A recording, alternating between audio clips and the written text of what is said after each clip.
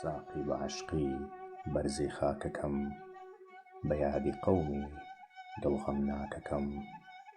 بۆم پڕکە جامی مەی با دڵخۆش بێ، کەڵکەڵە و سەودای سەر فەرامۆش بێ.